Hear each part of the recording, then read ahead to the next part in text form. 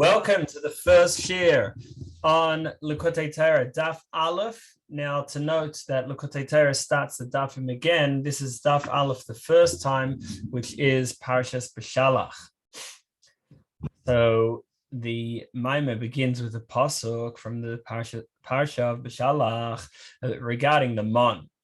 The mon fell each day, and then on Friday there was a double portion, and then on Shabbos it didn't fall again. So anyway, so the pasuk says that with this is Moshe explaining what's going on, why the change from the regular. He says, see, ki Hashem nos lachem Shabbos, Hashem has given you the Shabbos, and that's why mon is falling differently. It's double on Friday, etc. Now, in Medrash Tilim, so it explains that Moshe is telling them that everything about Shabbos is doubled, that the Omer is double, that meaning that everyone got a double portion of mon on Friday. The Korban is double, that on a regular day there was it says that you have one lamb as a Korban in the morning and one lamb as a Korban in the afternoon, whereas on Shabbos the special Korban of Shabbos is 2 lambs. And also the mitzvahs of Shabbos are double. There's both the positive mitzvah, zachar, to remember, and the negative precept of shomer, to observe, to make sure not to go against the principles of Shabbos by working when it's meant to be a day of rest. In another medrash, it says that Shabbos is equal to all mitzvahs. So we need to explain these medrashim and their spiritual significance. First, a question. We say in the davening of Shabbos, in Shmerling, we say, kadshenu bמצותיך, sanctify us with your mitzvahs. So in other words, we're asking Hashem, please sanctify us with your mitzvahs. Now, whenever we say a mitzvah normally, we say, kdshenu bמצותיו, that blessed are you, Hashem, who sanctified us with his commandments, meaning that we're already sanctified, and it's just a fact that through mitzvahs we're sanctified. Whereas here on Shabbos we say, as a request, please sanctify us through your commandments. So to understand this, we'll first explain why mitzvahs, Torah mitzvahs, are called the path of Hashem. Like we see that Torah is called that its ways are ways of pleasantness. So we see that Torah is a path or a way. And similarly, it says v'shamro derech havaya, that the descendants of Avram they will guard the path of Hashem. So what's this idea of calling it a path? So to understand that, we'll quote the Gemara, the Gemara's comments on the pasuk ki v'ka Hashem tzorei lamim. And the Gemara says that the Ka, Hashem's name Yud K, with the Yud, Hashem created Olam Haba, and with the Hey, Hashem created this world. So what do we mean that the world to come was created with a Yud? There's no physical forms above. So there is no Yud. There's no shape of a Yud in the spiritual worlds. So what does it mean that the Yud was used to create the world to come? Okay, so now to begin the answer, we know that Yud is the numerical value of 10, right? In Gematria, Aleph is 1, all the way each letter till Yud is 10. And there are 10 utterances, 10 sayings with which Hashem created the world. He said, let there be light, let there be the sky, etc. And there were 10 utterances to create the world. And the root of the 10 utterances, in other words, the root of the energy of the world, is from the 10 commandments, the Yud Dibras, which they come from the 10 spheres. There's wisdom, understanding, das, which is like the realization, etc., and then the emotional attributes. And all of this can only be revealed and can only shine through great Tzimtzum and great contractions, because Hashem is really totally above spheres, and anything created has no value. It's nothing compared to Hashem. more than the difference between something physical compared to something spiritual is the difference between something spiritual compared to Hashem. And the world can only be created through, so the world's created through the Asarim Amaras, through the 10 utterances, and they themselves come as a response to our efforts, which is called a halas man. Although at the beginning there's only Hashem, but afterwards everything works based on ours from above awakens from below awakens from above. Now the pasuk says that with you Hashem is the source of life. Now with you refers to means that Hashem is really beyond being the source of Chaim, the source of life. It's just with him, but it's not actually him. And now the Chaim, life, also means pleasure. So therefore the pasuk means that the source of pleasure is with Hashem, but a ray from Hashem, but not Hashem himself. To explain, so the world to come, Olam Haba, is the world where the neshamas are rewarded, and the pleasure that the neshamas receive is from closeness with Hashem and understanding Hashem. And without understanding, there's no pleasure. That's the whole pleasure. Therefore, the pleasure obviously has to come into a form that can be received by the souls in Olam Haba, in the world to come. And that's why they are called yesh, a self, an ego. And that's because, and like the pasuk says, lahancho ove yesh, to inherit, to bequeath, to ove, to the lovers of Hashem, yesh. And this yesh we're translating here to mean that the gift of Gan Eden that these neshamas, the souls, receive for their Torah and mitzvahs, yes, it's with the self, with ego, because only once he understands Hashem, that is the pleasure of Gan Eden.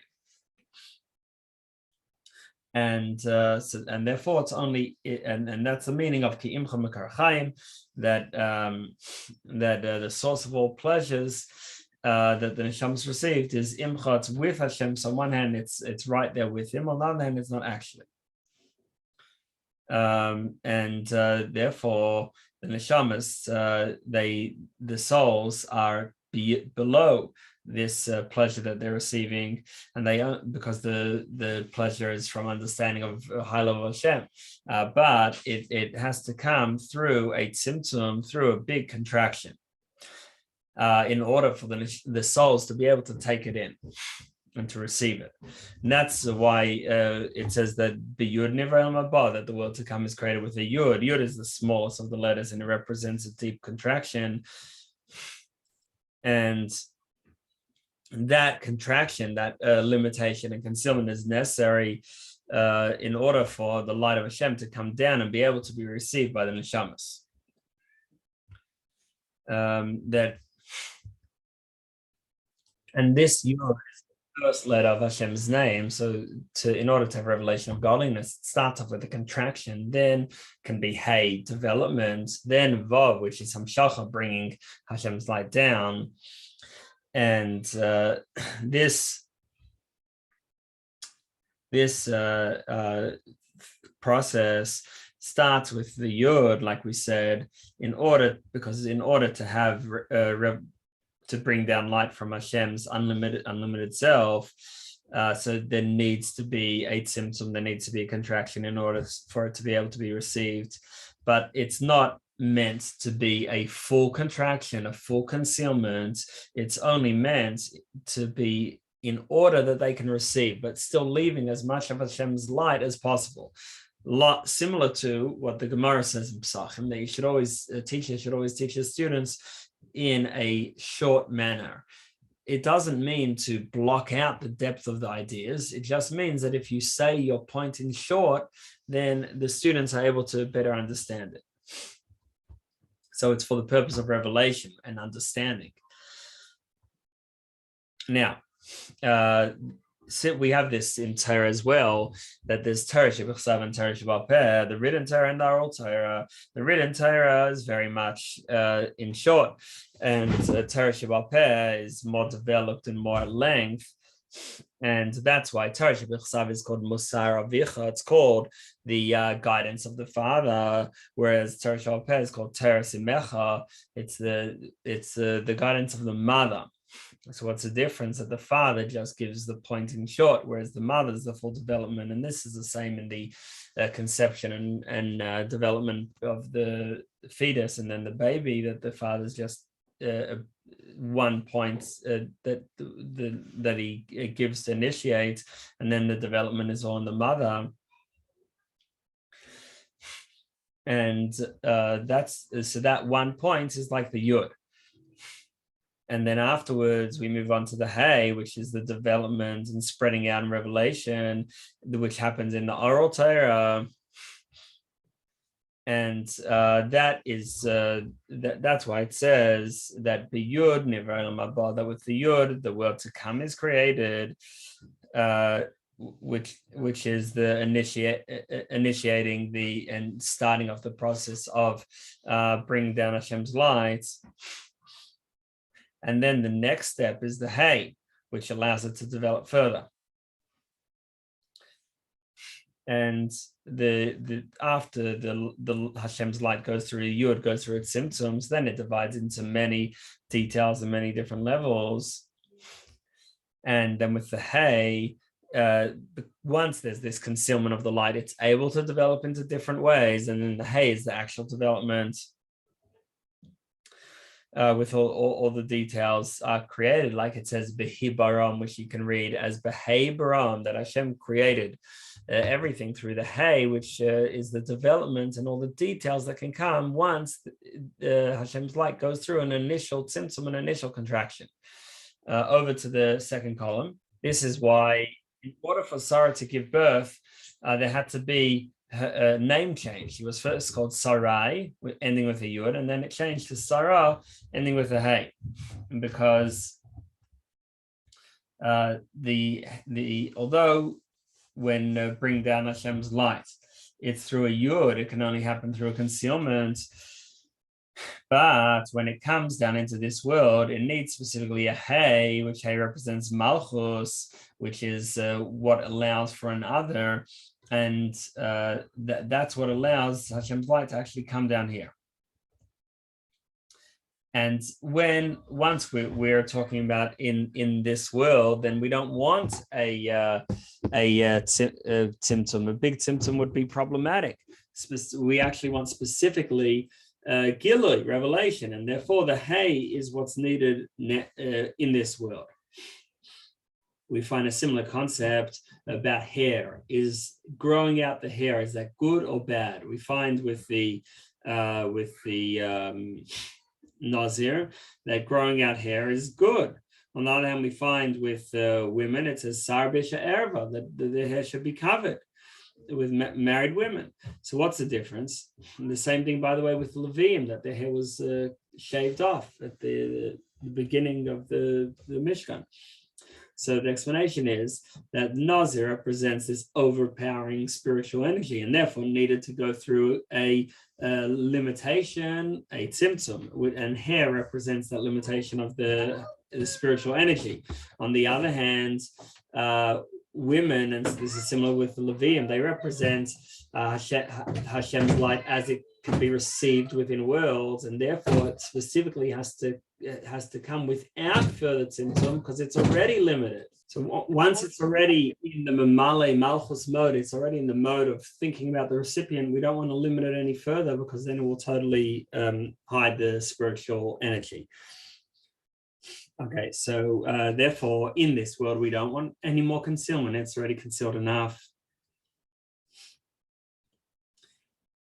And so now we can understand why this world is specifically with a hay, which spreads out and allows a lot of revelation, not to have any further concealment. This doesn't apply only to our physical world, but in general it applies to Biyah. to the worlds of Bria Terasiya, which they all have some level of independence from Hashem, and they're all limited to a degree, even if they're high spiritual worlds, but they still have a limit in terms of the light of Hashem there and the understanding there. Whereas Alma Discassia, the hidden world, so that is created with a yud, meaning that the process begins with a yud, with a tzimtzum, a contraction, in order that the neshamas, the souls there, are able to receive and have pleasure from Hashem's light. Whereas the Alma Discalia, the revealed worlds, they're created with a hey, that we want everything as fully developed as possible with no further concealment. And this is called Olam Hazeh, this world, because when you say this, it means something you can point to, which is Alma Discalia, the revealed world, something that we can point to, something that is understood and to us physical beings and creations in general. And then also. So then another reason why it's called Olam Hazeh, this world, is based on the pasuk, it's the world of this corresponding to this, that Hashem made everything with opposites at equal measure. So in our world, you have both the nefesh elikis, the godly soul, but it's also, there's the body which covers it and conceals its spiritual light. And they're both mixed with each other and corresponding to each other. And that's why it's called Olam Hazeh, the world of this, meaning the world of Zeh Olam Hazeh, the world of equal measure, both to revelation of godliness and concealment of godliness. And therefore, specifically in this world, we're able to accomplish to make another Zeh, to make Zeh Keli Vanvehu, this is my God and I'll glorify him. On the other hand, once Mashiach comes, then we can't achieve anything more, like is explained elsewhere. Base, second base. So now, so this revelation of Hashem, which starts with the Yud, which is the contraction, which is needed in order to have Olam Haba, to have pleasure from the ray of Hashem, and then the Hey, which is in our worlds of Biyah, that in order to create the worlds of Biyah, you don't want any further Tzimtzum, like the pasuk says. The Hibaram also means, besides what we said before, that it was created with a Hey, it also means. But it could be read as Abraham, that with Abraham, meaning that through our efforts, our arousal from below, which is that's what allows for the relation of Hashem, and that's also the meaning of Olam Chesed. The word is created through kindness, meaning through our efforts, like Abraham, to reveal Hashem, and that's through Torah and mitzvahs. And like it says that Adam and Chava were placed in Gan Eden, in the Garden of Eden, in order to work there and to guard it. So the La'avda, to work it, refers to the 248 positive mitzvahs, and L'Shamra, to guard the garden, refer to the 365 negative mitzvahs, meaning that through our mitzvahs we add extra revelation of the pleasure of Hashem in Gan Eden. This is also the meaning of the pasuk at the end of Tehillim, Ka Neshama Tahalal Ka, that we say in davening, that every soul praises Hashem. This word Tahalal, besides meaning praise, it also connotes revelation, like the pasuk says Balu Neirei, talking about the candle shining.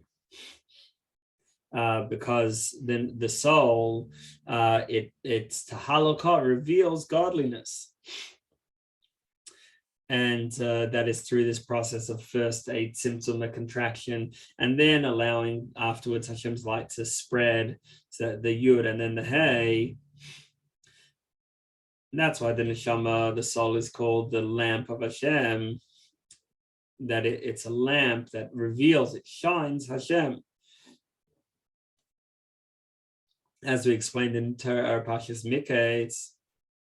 Now, why is this hamshacha, this bringing down of Hashem's light specifically through mitzvahs? The reason is because mitzvahs touch all the way to Hashem's inner pleasure, like it says, skipping a few words in the middle of the pasuk, but that the Torah is Hashem's pleasure, but that pleasure couldn't stay just for Hashem. In order for it to come down to us and to be revealed to the souls in Gan Eden, that is like the continuation of the pasuk. So first says and then the shashois b'nei adam, that Torah is something that people can play with, have pleasure with. So the Torah and mitzvahs brings down Hashem's pleasure to us,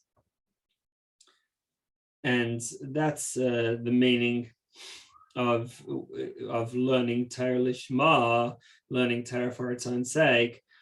In order to, meaning for the Torah itself, that the Torah is what brings Hashem's pleasure, or reveals Hashem's pleasure to us, and that's why Torah is called the path of Hashem. And it says, what type of path is it? It's the path of pleasantness. So Noam is pleasantness and sweetness, and that which refers to pleasure, which Torah brings down Hashem's pleasure.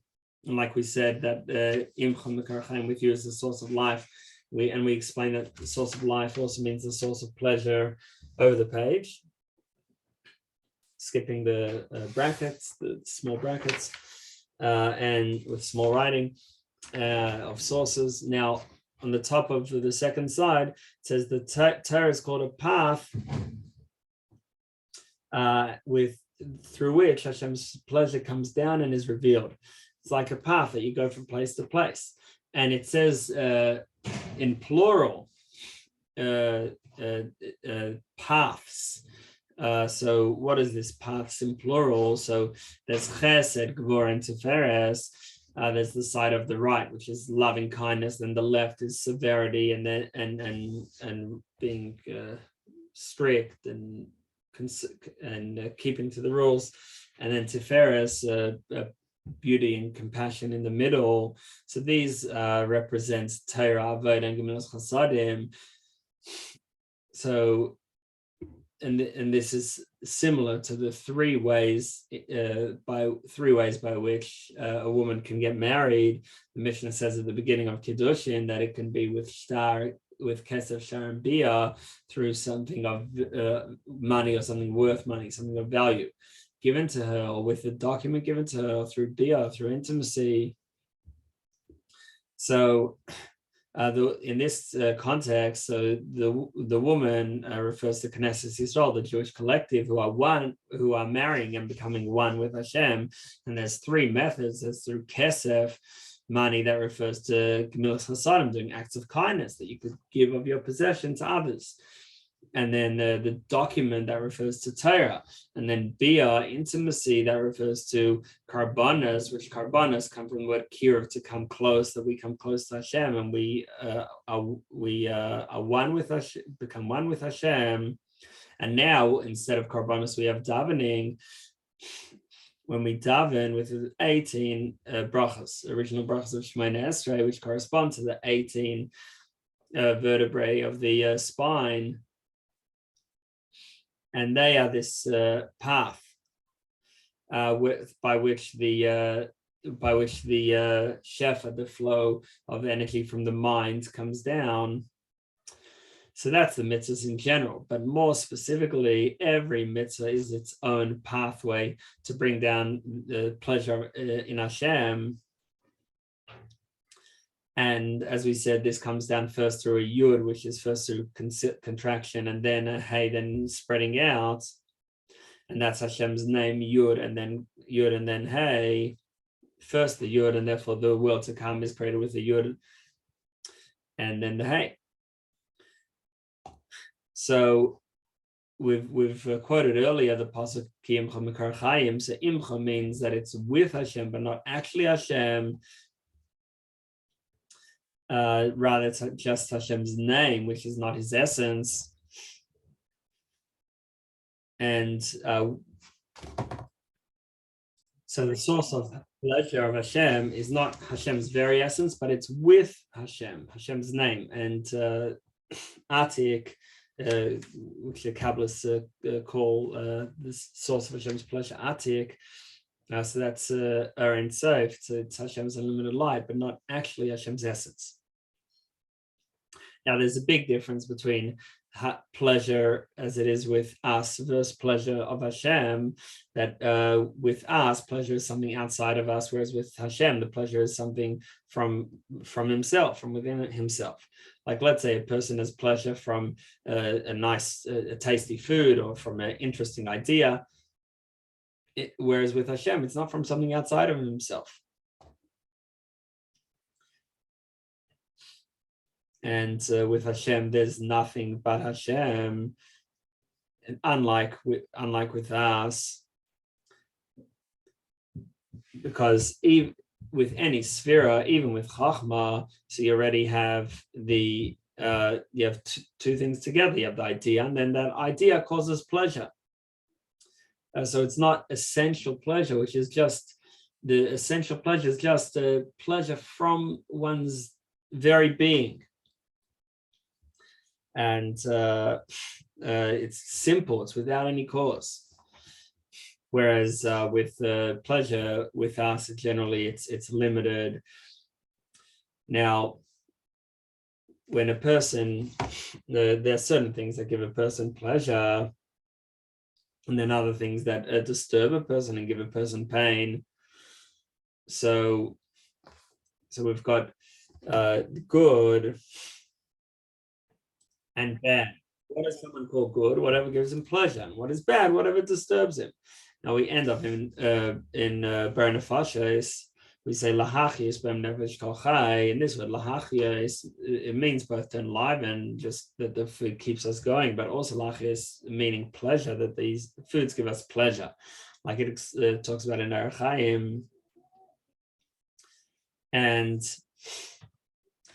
so when a person works, whether he works on his business to make a profit, and that's because that is his pleasure, or someone else who works to understand an idea because that is his pleasure, and that's what he gets pleasure from. And there are many different types of pleasures. There's pleasure from food, which is the sense of taste. And then there's pleasures from the sense of smell, and there's different pleasures from what you hear, from whether you hear someone has a nice way of pronouncing words, or someone tells a joke, or something else that you're interested in and you hear and gives you pleasure, or even the idea of speaking out when there's something worrying you and you speak it out, and then it makes the person calm. So then you have pleasure, and it pushes away pain, which is the opposite of pleasure. Or you might like hearing someone who has a nice voice, or a nice array of instruments. And similarly, we have pleasure in sight, in seeing things which are beautiful or interesting. And certainly there's pleasure from intellect and emotions, from ideas and from relationships. But all these pleasures are only the external pleasure, because they're all outside of the person. And this is what came down with Shiras HaKelim, with the breaking of the vessels of the world of Toil, the world of chaos. And it's only the external and the leftovers for the higher level of godly pleasure. And there's like a sky which separates between, like it says, the sky separates between the higher waters and the lower waters. So similarly, there's this separation between the higher pleasures and lower pleasures. And that's why even 1,000 years of pleasure in this world is nothing compared to even a moment of pleasure in Gan Eden. And even Gan Eden, that's only the lower level of Gan Eden. And even that, Pirkei Avos says, is more than the entire life of pleasure in this world. And then there's even higher levels of Gan Eden. Because of the great pleasure of Gan Eden, it says, this is on the fourth column, the final column, it says about Acher, that he was originally a Talmud Chacham. He was a scholar of the Mishnah, and then he went off and he left Yiddishkeit. So his student Rabbi Meir said that it is worthwhile for him to be judged and punished in Gehenna in order for him afterwards to receive Gan Eden. That shows how great the pleasure of Gan Eden is. Even though Gehenna is a deeper pain than anything of this world, but still Gan Eden it's worthwhile because it's such a great pleasure. And then there's as we said, there's the lower level of Gan Eden, and then the high level of Gan Eden, the lower and high level of paradise. And they're so different that there needs to be this river that the souls immerse in, a spiritual river, in order to remove the perspective of the lower Gan Eden in order to enter into the high Gan Eden. And the truth is, not only two levels of Gan Eden, but there's infinite levels in Gan Eden. Like we say in Shemona Esrei, we say that the holy ones, meaning the neshamas, the souls in Gan Eden, they praise Hashem every day eternally, meaning that they're constantly going to higher and higher levels. And so this idea of eternal pleasure is like Attic, which it's a ray from Attic, which is Hashem's pleasure, and Attic is encloses itself in Bina, like when you understand an idea deeply. So that's a that creates a deep pleasure. And the ultimate pleasure is from revelation of Hashem, and that's why the souls, they have pleasure from understanding of Hashem in Gan Eden, in paradise. And the pleasure can only happen through understanding, and therefore it must come into Chachma and Bina, into wisdom and understanding. Hashem's light, which is richly unlimited, and starts off with only it's a pleasure from Hashem's pleasure from himself, and all pleasure, it only comes from, as we said, imcha, with Hashem, but not Hashem himself, because Hashem's essence is even beyond the pleasure the inner pleasure that comes from oneself. Okay, just as an example, when you at a deeply inner, deeply significant event that just touches one's essence, like a wedding of a child, perhaps, or something of that vein. So then this sort of essential pleasure is manifest to a degree, and to a lesser degree, just when a person is just, a person might be just sort of relaxing. Had a nice shower, just relaxing, just feels good inside themselves. So that's like sort of an essential pleasure. It's not from something, it's just this inner sense of pleasure. But either way, that the source of all that is the godly pleasure, and even that is only with Hashem, not Hashem himself. Gimel. Now, mitzvahs, the commandments, are Hashem's will, Hashem's ratzon, his desire, and ratzon is it. So it's only the external, like it says in Parshas Kisisa, it says that you'll see my back, but you won't see my face, because the face, the inner part, is pleasure, and that's the inner part of ratzon. And then the ratzon, which dictates one's desire, or in this case Hashem's desire, that's the external. Because pleasure is what the person, or what Hashem deeply wants, and then ratzon is the desire to obtain what is pleasurable. That when someone has pleasure in something, therefore he wants it. That's why Ratzon is the external and Oneg, pleasure, is the internal. And so that's why Hashem says that the pleasure is not revealed, only the external versus Achari, you'll only see my back, meaning only the external, meaning what I want, that will be revealed, which is the mitzvahs. But what's inside it, inside that desire, is the pleasure that Hashem has from the mitzvahs. But that is concealed and beyond us. Now, when we say the bracha before doing a mitzvah, we say Asher kiddushanu b'mitzvotov, who sanctified us with his mitzvahs. But this word Asher, that it also means ba'ashri, like Asher's name, which comes from the meaning of being fortunate or having pleasure, praising something. So you praise something because it's very special, it's very pleasurable. And that's why it says about Asher, it says that Moshe's bracha to him, b'shemen ragloi, that he dips his feet in oil. That oil refers to Chachma, and Asher, who is pleasure, is beyond Chachma. He only dips his feet, the bottom of Asher, into Chachma, because pleasure is beyond wisdom.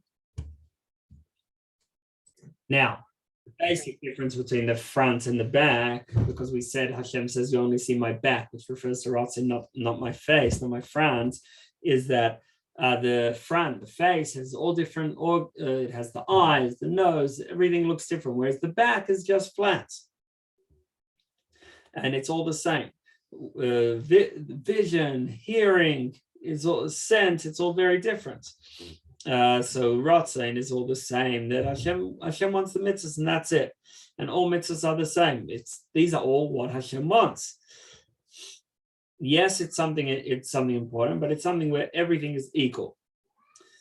And Hashem wants it because of the pleasure in it. And that's why Torah is called Zmiros. It's like when you have a beautiful song and you can play the same song or sing the same song many times. However, inside that Ratzon is the pleasure, and the pleasure is different. Every mitzvah is a specific type of pleasure. And each mitzvah is different. Each mitzvah has its own intention and its own meaning. And like the different pleasures, the pleasure from vision, from seeing nice things, the pleasure from hearing nice things, so each one is its own style. And similarly, pleasure has all different levels and styles, and each mitzvah has its own pleasure over to the top of daf base. Not like Ratzon, where everything's the same. So the way is called a path, because that's how we bring down Hashem's light to us. But they can either be, in terms of Ratzon, they're all one path, whereas in terms of Oneg, pleasure, they're all different paths. And that's why it says Derech Hashem in singular, and also Dracheha in plural. When we talk about pleasure, then there's a multiplicity of paths. Each mitzvah gives its own pleasure and brings down Hashem's light differently. Although every mitzvah does this, but the one which is mentioned specifically with Abraham is that he will teach his children to go in the way of Hashem, to observe tzedakah. Why specifically is tzedakah mentioned? Because it's the general one of the mitzvahs, which includes all the mitzvahs. Because the mitzvahs are there's 248 positive mitzvahs, and they are 9 times 9. Times 3, because the 9 is the 9 spheres to their full dimension is 9 times 9, and then each sphere has the inner part, the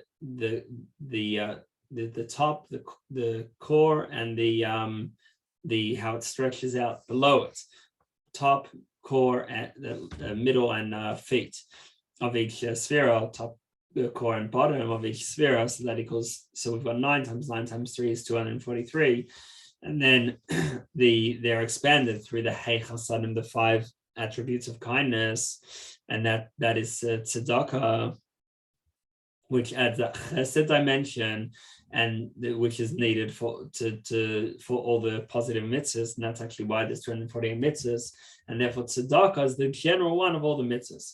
And it's like when someone is going forward, and he first takes his right hand, is marching with his right hand first, and then after the right hands, then the whole body follows. And similarly with mitzvahs, all the mitzvahs follow after tzedakah. Okay, so in short, we're talking about how the mitzvahs are the way or ways of Hashem, and this is in order to bring Hashem's light down. First, there's a contraction to conceal it in order for it not to be too much, so it's able to be received. But then once that happens, then we want it to be revealed, and therefore this world is created with a hey, not to have any further concealment. And the mitzvahs, in the mitzvahs is Hashem's pleasure, but what's revealed in the mitzvahs is how the Hashem's desire. But the reason Hashem desires it is because it's his pleasure. And while desire is all one thing, this is what Hashem wants in terms of the pleasure. Each one is different. We'll continue the Maimer tomorrow.